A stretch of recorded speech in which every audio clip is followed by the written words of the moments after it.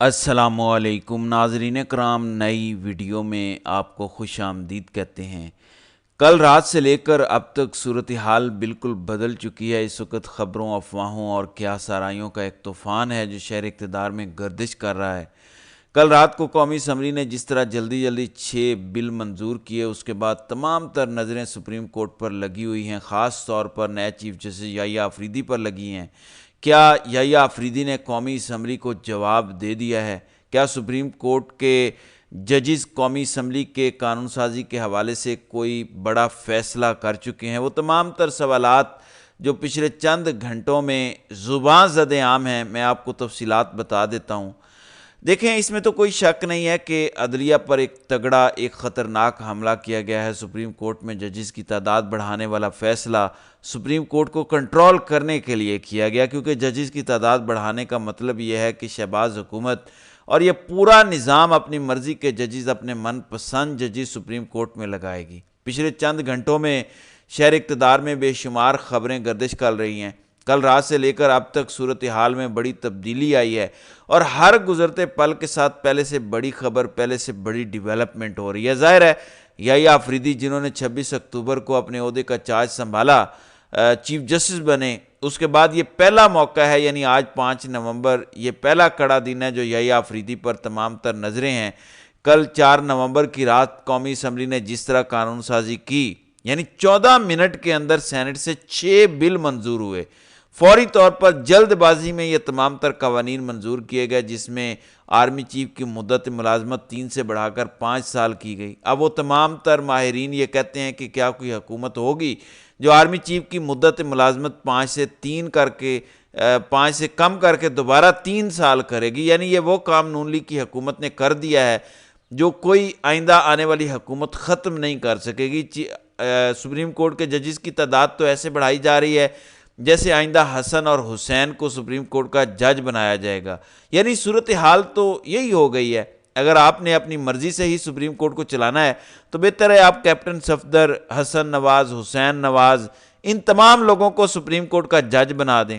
اب سب سے امپورٹنٹ بات یہ ہے کہ کیا اب یحییٰ آفریدی قومی اسمبلی میں ہونے والی قانون سازی، یا یوں کہہ لیجئے سادہ الفاظ میں کہ جو قومی اسمبلی نے عدلیہ پر شب خون مارا، عدلیہ پر فیصلہ کن حملہ کیا، اس پر کوئی یحییٰ آفریدی جواب دیں گے، یا یحییٰ آفریدی بھی قاضی کی پالیسی کو ہی آگے فالو کریں گے؟ تو پچھلے چند گھنٹوں میں یہ خبر شہر اقتدار میں گردش کر رہی ہے۔ میں نے جیسے شروع میں کہا کہ اس ٹائم تو خبروں، افواہوں اور قیاس آرائیوں کا ایک طوفان ہے، یعنی جتنے منہ اتنی باتیں ہیں، کیونکہ کل رات سے لے کر اب تک بہت کچھ ہوا ہے۔ اب سے کچھ دیر پہلے والے ویلاگ میں نے آپ کو بتایا کہ منصور علی شاہ کے حوالے سے بہت بڑی خبر گردش کر لی ہے، یا یوں کہہ لیجئے کہ ایک بہت بڑا دعویٰ گردش کر رہا ہے۔ اب تک کا یہ سب سے بڑا دعویٰ ہے جسٹس منصور علی شاہ اور یحییٰ آفریدی کے حوالے سے، اور اب یہ کہا جا رہا ہے کہ یہ پہلی بڑی لڑائی تھی، یعنی پہلی دفعہ یحییٰ آفریدی اور منصور علی شاہ آمنے سامنے ہوئے۔ یہ وہی منصور علی شاہ ہیں جن کو پہلے سے زیادہ طاقتور کیا یحییٰ آفریدی نے،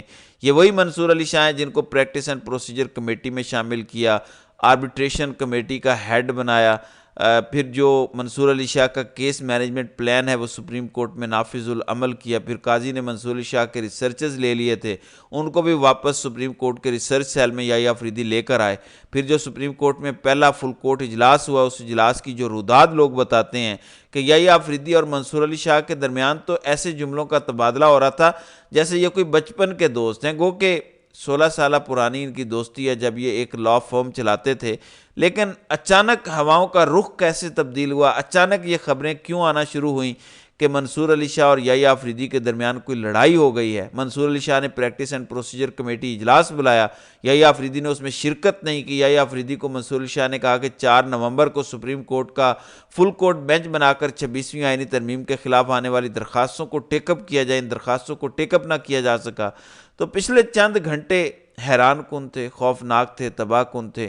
اسی تباہ کن گھنٹوں میں یہ خبر آئی کہ یحییٰ آفریدی نے قومی اسمبلی میں کی جانے والی قانون سازی پر جواب دینے کا فیصلہ کر لیا ہے۔ یوں کہہ لیجئے کہ کیونکہ سپریم کورٹ کے زیادہ تر ججز اس ٹائم یحییٰ آفریدی پر پریشر ڈال رہے ہوں گے، کیونکہ منصور علی شاہ ہوں، منیب اختر، عطر من اللہ، عائشہ ملک، یعنی اس ٹائم سپریم کورٹ کو میں سوائے 3 یا 4 ججز کے، جس میں امین الدین خان جمال خان مندوخیل اور نعیم اختر افغان ہیں۔ یہ 3-4 ایسے ججز ہیں جو یہ چاہتے ہیں کہ سپریم کورٹ میں ججز کی تعداد بڑھائی جائے، کیونکہ یہ نظام کے سہولت کار ججز ہیں۔ باقی جو سپریم کورٹ کے 14 ایسے ججز ہیں جو آئین پسند، آزاد اور اپنے حلف پر چلنے والے ججز ہیں، وہ کہیں نہ کہیں یحییٰ آفریدی پر یہ دباؤ ضرور ڈال رہے ہوں گے کہ آپ نے پہلے فل کورٹ اجلاس میں جو بلند و بانگ دعوے کیے تھے، جس طرح آپ نے کہا کہ ہم آئین اور قانون کی پاسداری کے لیے سپریم کورٹ کی کھوئی عزت بحال کریں گے، جو ججز کے درمیان اختلافات ہیں، جو ایک تقسیم ہے، ہم وہ تقسیم ختم کریں گے۔ پھر پہلا ہفتہ تو یحییٰ آفریدی کا واقعی حیران کن تھا، خاص طور پر ابھی 2 دن پہلے یحییٰ آفریدی نے جو جیل ریفارمز والی کمیٹی بنائی، اس میں جس طرح خدیجہ شاہ کو شامل کیا، جس طرح خدیجہ شاہ والی ایک تصویر وائرل ہوئی۔ پھر یہ خبر آئی کہ سپریم کورٹ کے نئے چیف جسٹس نے اسلام آباد ہائی کورٹ کے ان 6 ججز سے ملاقات کی جنہوں نے اداروں کی مداخلت کے حوالے سے سپریم جوڈیشل کونسل کو خط لکھا تھا۔ تو اچانک یہ کیا ہو گیا یحییٰ آفریدی کو کہ انہوں نے منصور علی شاہ کے کہنے پر فل کورٹ اجلاس جو ہے وہ طلب نہیں کیا۔ اب پچھلے چند گھنٹوں میں یہ خبر آئی کہ سپریم کورٹ کے نئے چیف جسٹس یحییٰ آفریدی نے قومی اسمبلی کو تگڑا جواب دینے کا فیصلہ کیا ہے۔ وہ جواب کس طرح دیا جائے گا؟ کیا منصور علی شاہ اور منیب اختر کے کاندھے پر رکھ کر دیا جائے گا؟ یہ قومی اسمبلی نے جس طرح کل رات جلدی قانون سازی کی، چند منٹوں میں تمام تر قوانین منظور کیے، اس پر کوئی از خود نوٹس یحییٰ آفریدی لیں گے؟ یعنی اس جواب کا طریقہ کار کیا ہوگا؟ یہ خبریں اس ٹائم گردش کر رہی ہیں۔ دوسری امپورٹنٹ بات یہ ہے کہ اگر کوئی یہ سوچ رہا ہے کہ سپریم کورٹ کے ججز خاموش رہیں گے یا سپریم کورٹ کے ججز استعفیٰ دے دیں گے، تو میں آپ کو ایک چیز کلیئر کر دوں، سپریم کورٹ میں اس ٹائم جو قاضی مخالف گروپ ہے، جو آئین پسند گروپ ہے، جو حلف پر چلنے والا گروپ ہے، ان میں سے کوئی ایک جج بھی استعفیٰ دینے کو تیار نہیں۔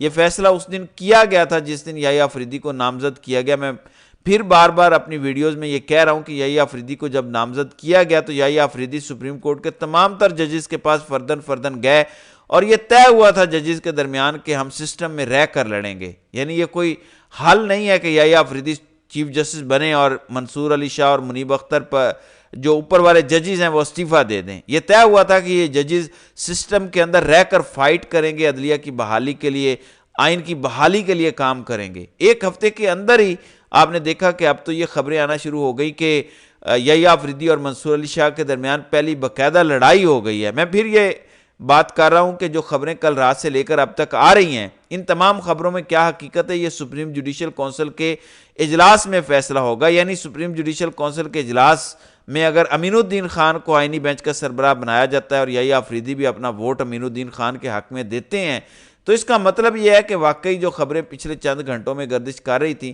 ان خبروں میں حقیقت ضرور ہے کہ یحییٰ آفریدی نے یا تو معاملات طے کر لیے یا ان کو منا لیا گیا ہے، سمجھا لیا گیا ہے۔ کیونکہ میں نے کل رات بھی آپ کو یہ بتایا تھا کہ شہباز حکومت اور شہباز حکومت کی اتحادی جماعتیں کسی صورت ایک ایسے چیف جسٹس کے ساتھ اپنے تعلقات خراب نہیں کرنا چاہیں گی جس چیف جسٹس نے ابھی 3 سال اس عہدے پر رہنا ہے۔ یعنی یہ تو بے وقوفی ہے کہ کوئی بھی سیاسی جماعت یحییٰ آفریدی کے ساتھ اپنے تعلقات خراب کرے، یہ جانتے بوجھتے ہوئے کہ اب 3 سال تک پاکستان کی سب سے بڑی عدالت میں سب سے بڑا منصب یحییٰ آفریدی کے پاس ہوگا۔ تو کہیں نہ کہیں پچھلے چند گھنٹوں میں کچھ ایسی ڈیولپمنٹ ضرور آئی ہیں جو منظر عام پر نہیں ہیں، آئندہ آنے والے چند دنوں میں ضرور آ جائیں گی۔ میں نے ایک جملہ 2 دن پہلے اپنے ویلاگ میں بولا تھا کہ یحییٰ آفریدی اتنا میڈیا فرینڈلی نہیں ہے، یعنی وہ جو اقدامات کرتے ہیں یا فیصلے کرتے ہیں وہ کچھ دنوں بعد میڈیا کو سمجھ آتے ہیں یا میڈیا تک پہنچتے ہیں۔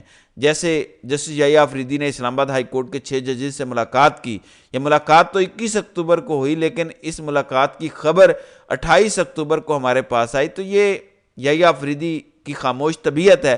لیکن جو کل رات سے لے کر اب تک ایک ایلیگیشن لگا ہے یا جو کڑا امتحان یحییٰ آفریدی کا شروع ہو گیا ہے کہ قومی اسمبلی نے آپ کے ادارے پر شب خون مارا، آپ کے ادارے پر حملہ کیا، اگر اب بھی آپ خاموش رہیں گے اور یہ تاثر دیں گے کہ آپ آئین کی بحالی کے لیے، عدلیہ کی بحالی کے لیے کام کریں گے، تو معذرت کے ساتھ آپ کا یہ تاثر بالکل سمجھا نہیں جائے گا۔ آپ کے اس بیہیویئر کو لوگ نیگیٹو لیں گے، کیونکہ اس سے بڑا حملہ عدلیہ پر ہو نہیں سکتا۔ پاکستان کی عدالتی تاریخ میں وہ کچھ نہیں ہوا جو کل رات کو قومی اسمبلی اور سینٹ سے عدلیہ کے حوالے سے شہباز حکومت نے کر دیا۔ گو کہ لوگ یہ کہتے ہیں کہ جس طرح یہ بل منظور ہوئے، ان بلوں نے واپس بھی ہونا ہے، قانون سازیوں نے واپس بھی ہونا ہے، لیکن وقتی طور پر شہباز حکومت نے عدلیہ کو کنٹرول کرنے کے لیے اپنے من پسند ججز کو عدلیہ میں بٹھانے کے لیے تیاری کر لی. اگر سپریم کورٹ کے ججز خاموش رہیں گے، جو کہ پچھلے کافی عرصے سے خاموش ہیں، جب سپریم کورٹ کا حکم نہیں مانا جا رہا تھا مخصوص نشستوں کا، تب سے لے کر اب تک سپریم کورٹ کے ججز کے ساتھ جو کچھ ہوتا رہا، ادارے مداخلت کرتے رہے، دباؤ ڈالا جاتا رہا، ان کے خلاف قومی اسمبلی میں تقاریر ہوئیں، پریس کانفرنسز ہوئیں، لیکن سپریم کورٹ کی جانب سے کوئی رد عمل نہیں آیا. اب یہ آخری حملہ تھا. اس کے بعد شہباز حکومت نے کچھ نہیں کرنا، کیونکہ جو وہ کرنا چاہتے تھے وہ میری نظر میں اچیو کر چکے ہیں. اگر سپریم کورٹ نے اب بھی قومی اسمبلی کو جواب نہیں دینا، اگر سپریم کورٹ کے ججز نے اب بھی فیصلہ نہیں کرنا، اگر اب بھی لڑائی نہیں بڑھانی، تو پھر کب یہ وقت آنا ہے؟ اس کا مطلب ہے کہ ہمیں عدالتی نظام پر، انصاف کے نظام پر انا للہ و انا الیہ راجعون پڑھ لینا چاہیے. پھر ہمیں کم از کم یہ توقع نہیں رکھنی چاہیے کہ سپریم کورٹ کے ججز بھی کوئی آگے سے رد عمل دیں گے. پھر جو کچھ قومی اسمبلی سے ہوگا وہی کرتے جائیں گے. بہرحال آئندہ آنے والے چند گھنٹے امپورٹنٹ ہیں، تو دیکھتے ہیں کہ آگے آگے ہوتا ہے کیا. تو ناظرین کرام، آپ کی اس ویڈیو کے حوالے سے کیا رائے ہے؟ آپ اپنی رائے کا اظہار کامنٹ سیکشن میں ضرور کیجئے گا.